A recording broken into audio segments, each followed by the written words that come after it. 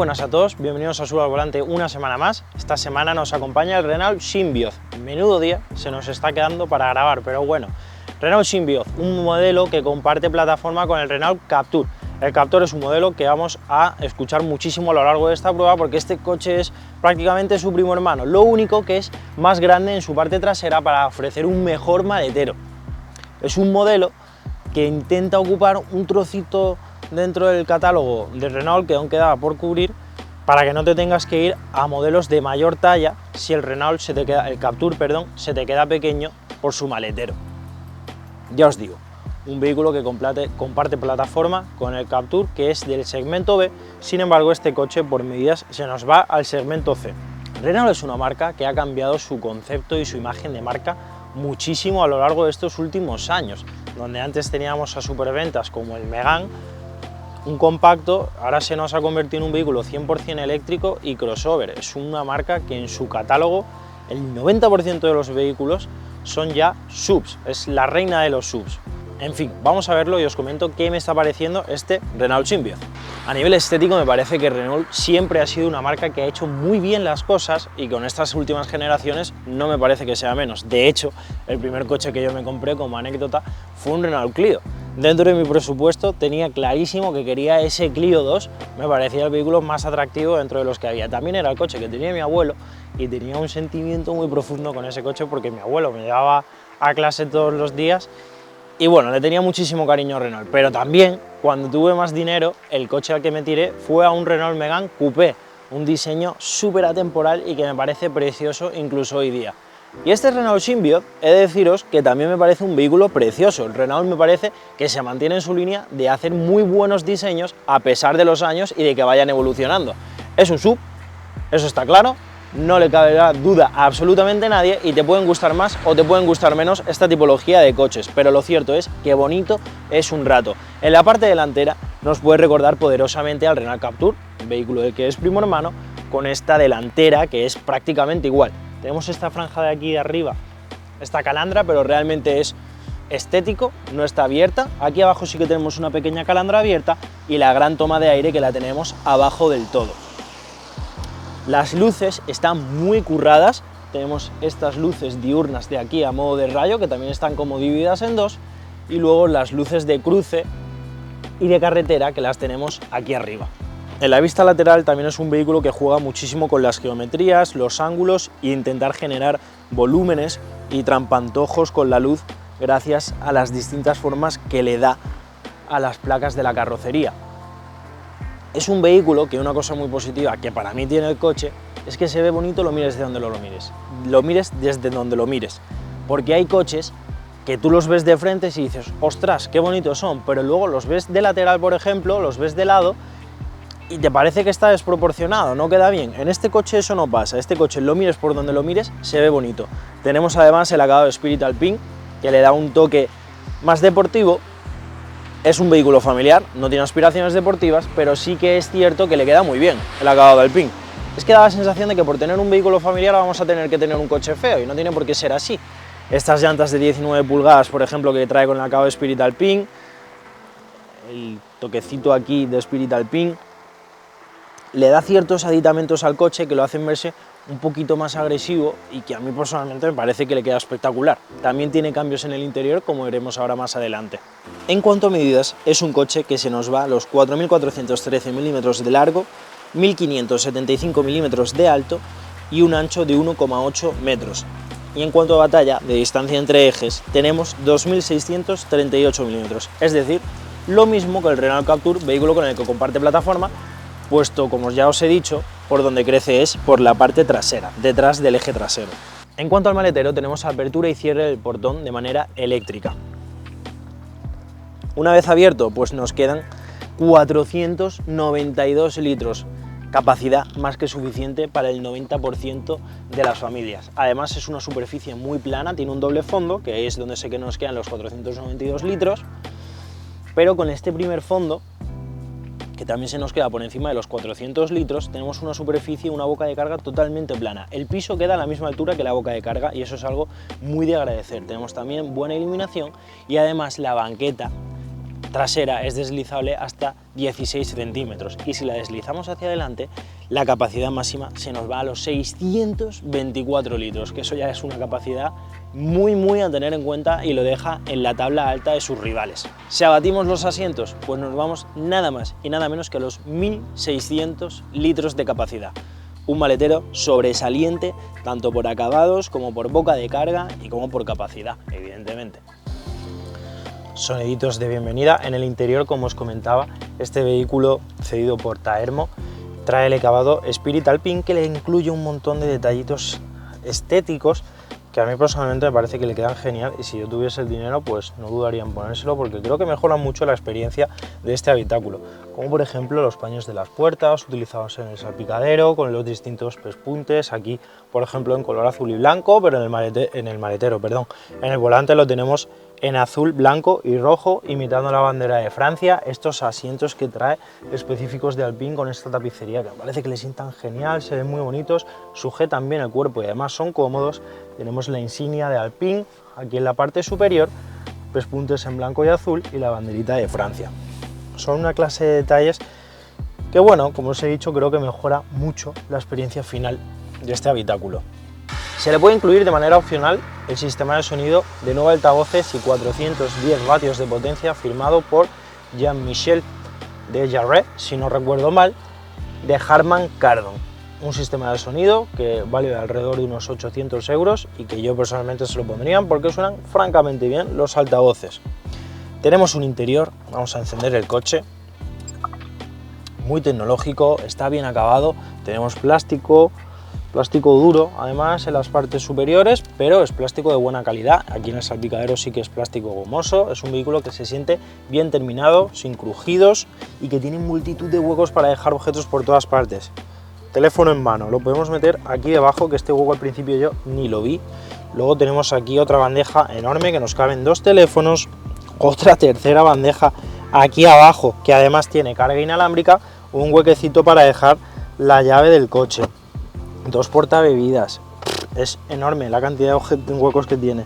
Aquí también tenemos una pequeña guantera y una guantera gigante, o sea, es que no me llega el brazo al final de lo grande que es.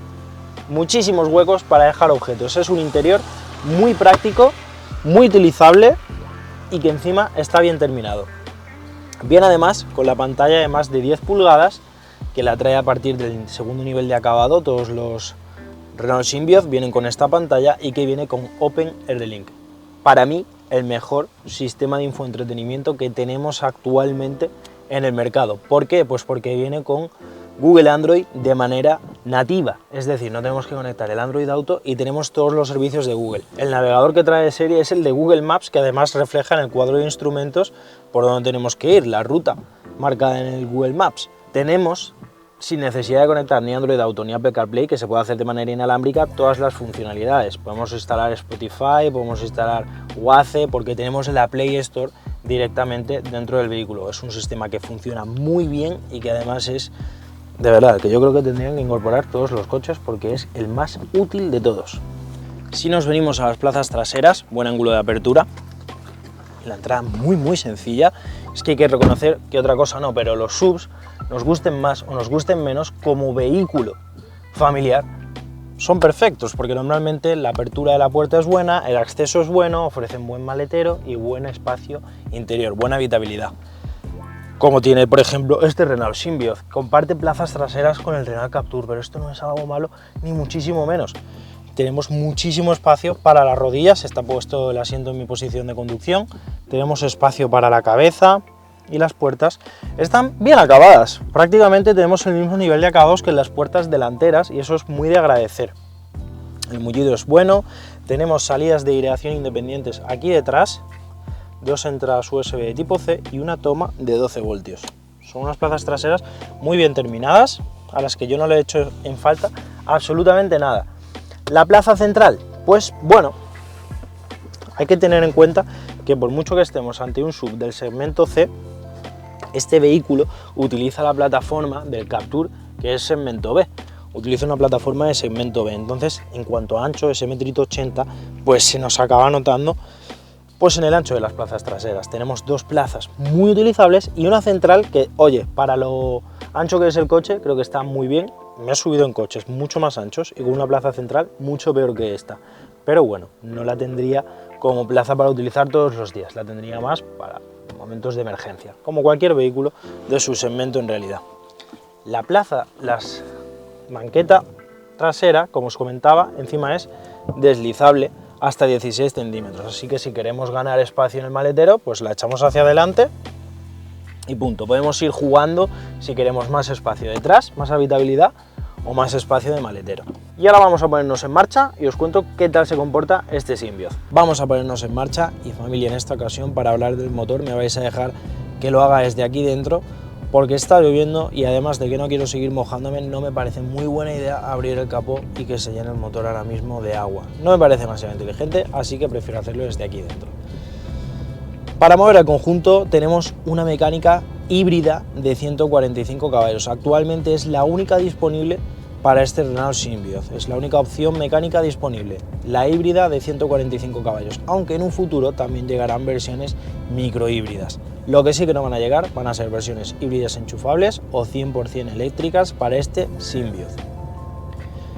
145 caballos que vienen de dos motores, aunque el coche tiene tres motores. El primero de ellos es un 1.6 atmosférico de ciclo Atkinson, capaz de generar 94 caballos a 5.500 vueltas. Un motor atmosférico que viene asociado a una caja de cambios automática que no te permite operarla de manera manual porque tan solo tiene 4 relaciones.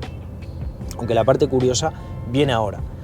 El primer motor eléctrico es un motor eléctrico de 49 caballos y 205 Nm de par, que es el encargado de mover al vehículo en modo 100% eléctrico, y lo curioso es que viene asociado a una caja de cambios de 2 relaciones, una cosa curiosa para ser un motor eléctrico. Y luego tenemos un tercer motor eléctrico de 20 caballos, que lo que hace es que está acoplado a la caja de cambios automática, porque esta caja de cambios automática no tiene embrague, sino que este motor eléctrico lo que hace es coger el régimen de velocidad que lleva el vehículo en el momento en el que vaya a acoplar marcha, para que no haya un cambio brusco y se acople a la velocidad a la que va el coche, la caja de cambios. Un sistema muy sofisticado, curioso, y que he de decir que funciona francamente bien si lo que queremos es comodidad y suavidad a la hora de conducir el coche. Se me está empañando el cristal, una barbaridad. Es una mecánica que busca el confort y los bajos consumos por encima de todo. Es su máxima, hacer que el coche se comporte de la manera más suave y confortable posible. Las transiciones con la caja de cambios son prácticamente imperceptibles y bueno, pues te enteras de que se acopla el motor de combustión por el ruido que hace el motor, que está bien aislado, pero lo escuchas. Y ahí es por lo que te enteras, porque si tiene que ser porque se acople, ya te digo yo que no te vas a dar cuenta. Lo dicho, es un motor muy suave que intenta ir siempre lo más bajo de revoluciones posibles para conseguir los consumos más contenidos posibles.